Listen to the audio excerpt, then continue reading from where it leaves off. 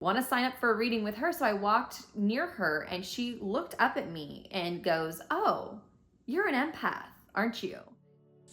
Okay, so I have been feeling for a while that my videos are informative, helpful, but I've been a little bored with my content creation process. And I've been feeling like I wanted to do something that felt more artistic, that felt more compelling. And I had all these video topics planned out that were, SEO optimized and all of that, and I've just thrown that out. And so for this month of videos, I am just going to tell parts of my story and what I learned from those parts of my life that I'm telling you the story of. Some of the stories that I will tell you this month are in my book, You Always Know, but I also plan on, in a few weeks, telling you the story of why I'm writing my second book, which is all about curing and healing from female friendship wounds and attracting your authentic friends. So this week, I'm going to start with telling the story of the prayer and the psychic fair. So this is going to be basically my sort of origin story in terms of why I started a YouTube channel in the first place. And if you're still with me, hopefully I can make a compelling enough title to convince you to stay with me until the part where I finally tell the story, which is right now. This was in 2015.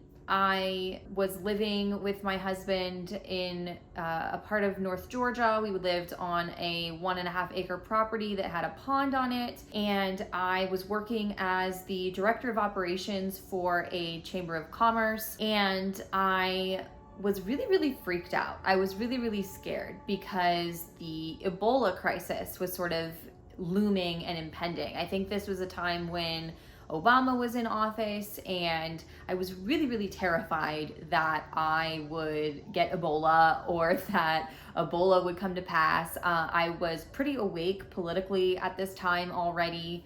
And so I remember coming home from a prepping grocery shop. So I went to the grocery store, I got a bunch of dried beans, rice, vitamins, medical supplies, things like that, jugs of water, jugs of oil, so that we would have all the things that we would need in case there was an Ebola outbreak and we needed to stay in our house and on our property for a while. I was just so terrified. Like, if you remember, Ebola is a disease that eats your flesh. And so I was not about that in any way, and was just so terrified. And I was so terrified that I actually got in the shower and got down on my knees and prayed to God. Now, this is something that I had never ever done before. I did not grow up in a religious household. I was actually very grateful that my parents were very open to me exploring religion and spirituality in a way that felt good for me. So I'd been to lots of different churches and church services, but never really identified as a religious person. I identified as an agnostic. So basically saying, I don't know for sure whether or not this is happening, if God is real, but I'm not going to say one way or the other. But I'd never experienced God or a spirit or any kind of sensation or entity like that. So that day when I brought home all of the groceries that I was using to prep, I brought them into the house, put them down, put them away, and went upstairs to take a shower to clear my head and to just let all of my worries wash away. The shower's always been a really safe place for me to express myself if I needed to cry or if I wanted to sing or whatever. By the way, I guess I should stop and say, hi, I'm Ciara Rubin. I am a best-selling spiritual author. I am a singer, and I am a psychic. And I have helped hundreds of women tap into their intuition, feel more confident, and you should definitely subscribe to my channel and hit that bell to be notified each week when I post a new video. So I go upstairs to the shower and I am just letting my worries wash away. I'm thinking about this whole Ebola thing, and I am just overcome with anxiety and fear. And so I started to cry and dropped to my knees and just prayed, like, please, God, like, if you are real, like, please do not let this Ebola outbreak happen. And I remember saying, like, are you even real? And I remember God or some type of energy say yes. And I heard the yes inside of my head. I felt full body tingles at the same time. And I was like, that's weird. That's weird. And so then when I felt that, I was like, well, like, what should I call you? Like, should I call you God? Should I call you the universe? Should I call you goddess? Should I call you, what should I call you? And I heard the word God in my head. And that also surprised me, considering that I was not a religious or spiritual person at this time. And so I was like, all right, like, I'll play this game. I'm experiencing these weird sensations of hearing voices in my head and full body chills. So I said, okay, God, please do not let this Ebola outbreak happen. Please, I promise that if you don't let this happen, I will do whatever I'm supposed to do. Like, show me what I'm supposed to do. I will let you work through me. I will be an instrument of yours. I will allow something bigger than myself, you, to work through me. Show me what I'm supposed to do. Show me the way. Show me the path. I again got full body chills. I didn't hear any more voices or any more words in my head. I just got the full body chills again. So it felt like, okay, whoever this is heard me. And so just continued on with my shower, continued having my catharsis, crying it all out, and just went on with my day and went on with time. And I think it was maybe a month later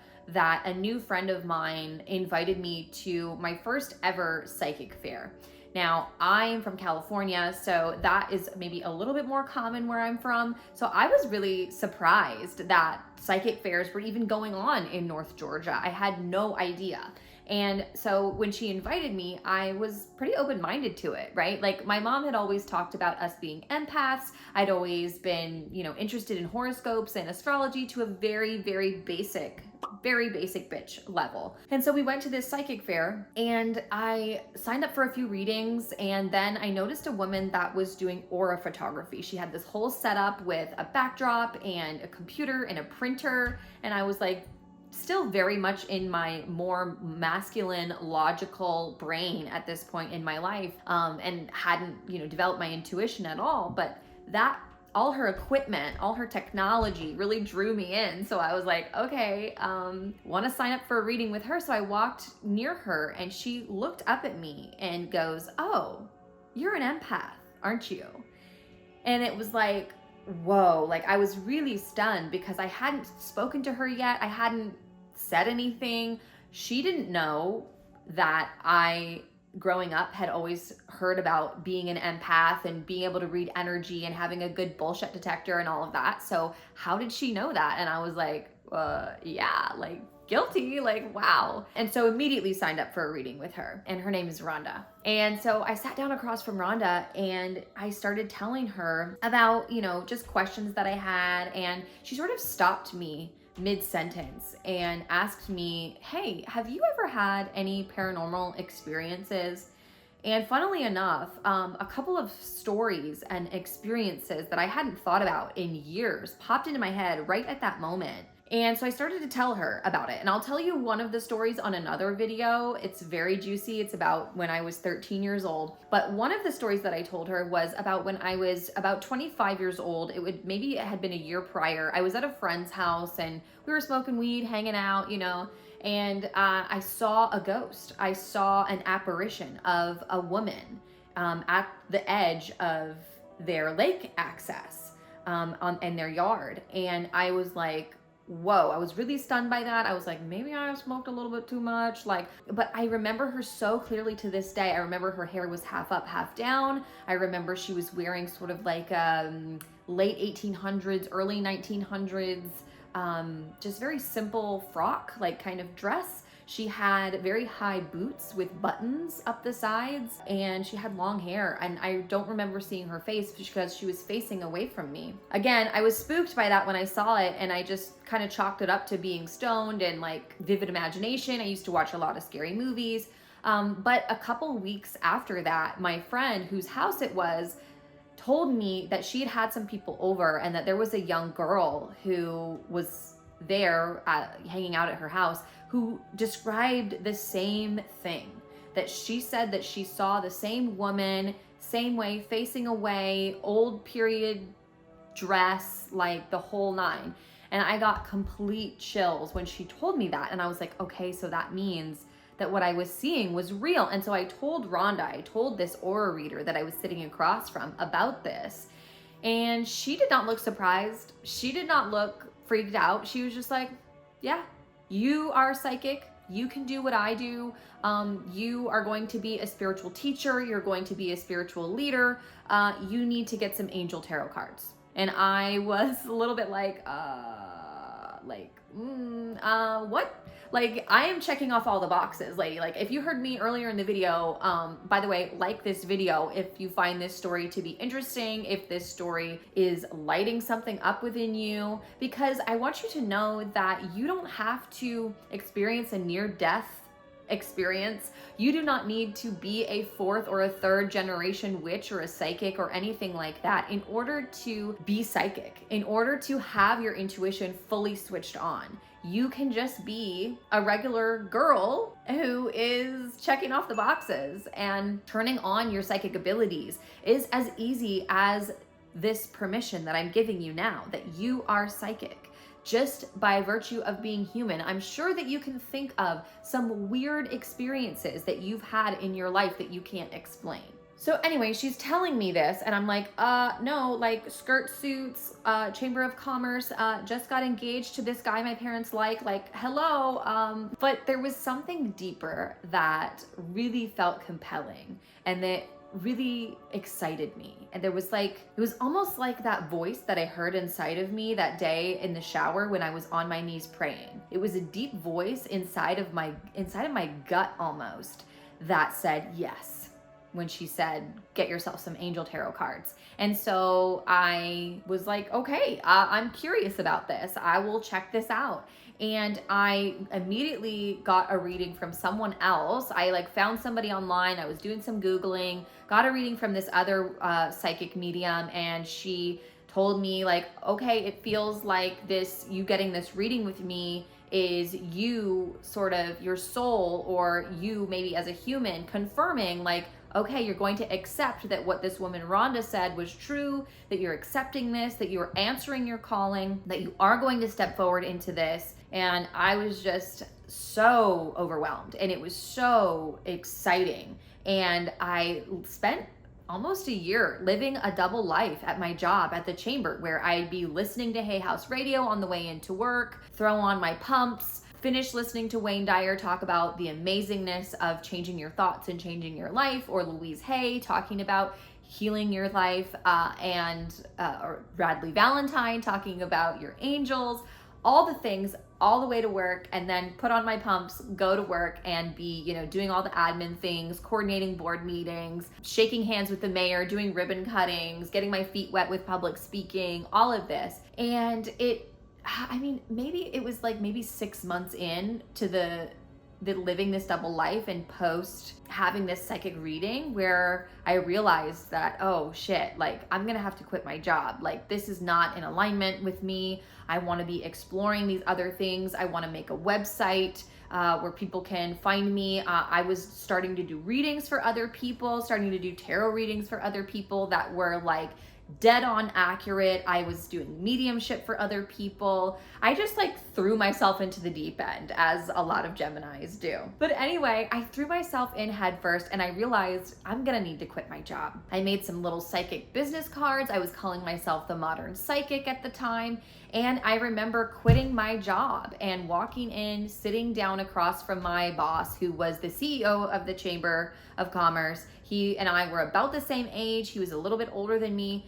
And I sat down across from him and said, yeah, I am going to be quitting my job to be a psychic. And his eyes got so wide, like you could see the sclera, which is like the white of your eye at the top. And he was just kind of like, tell me more about that. Can you help me understand that? Because I think for him, it was just a huge shock. Like, he thought that he knew me. He wrote me a whole letter telling me that he thought, you know, he was going to go to these political heights and that wherever he was going, he was taking me along with him. How kind. He was just so shocked to hear this from me and to, you know, interface with even the idea of a psychic. He's like, so is that like where you have crystals? And I'm like, that's not exactly. I gave them a month and a half notice. I trained my replacements. They hired 2 young girls to replace me. During that time of that month, there was definitely a few of the board members, like the chairman of the board and the prior chairman. They took me out to lunches. I think they were trying to assess if I was nuts or if this thing was real or like what was really going on with me. And I think I passed those tests with flying colors because they just continued to let me train my replacements, finish out all of the events that I was in charge of coordinating and executing. There were even some board members that like secretly reached out for readings. And so I quit my job and have been doing my spiritual business pretty much full time ever since. I did have a brief time when I was working part-time for VIP Kid. I was teaching English as a second language online, and I'm a mom now. And all of this to say, being psychic does not have a pre-qualification of any of that intense spiritual stuff that I mentioned before, of near-death experience, of being anointed by a special spiritual teacher or guru. You do not have to have that. You do not need to be a 3rd generation witch or psychic or a Wiccan or whatever have you. You can just turn that light switch on. You can just remember and recognize that you have abilities within you that you have seen evidence of throughout your life, but you ignored because you thought it was just a trick of the light or you thought it was just some weird thing. You have abilities inside of you that you can awaken. And me awakening those abilities within myself has changed my life, to say the least. It started my journey into personal development and self-love. It started my journey into shadow work. It started my journey into feeling so powerful and the safety in feeling so powerful. And I don't really have like an agenda with this video. I'm just sort of channeling these videos. And so I hope that you enjoy hearing me tell little bits and pieces of my story, because it feels really exciting, compelling, and artistic for me. And that is the direction that I am leaning in. If you want a more, here's the 3 steps or the 3 tips for this, I do have some videos here that you can check out. And make sure you subscribe to my channel, because you never know what I'm going to come out with next. I love you today and every day, and I'll talk to you soon.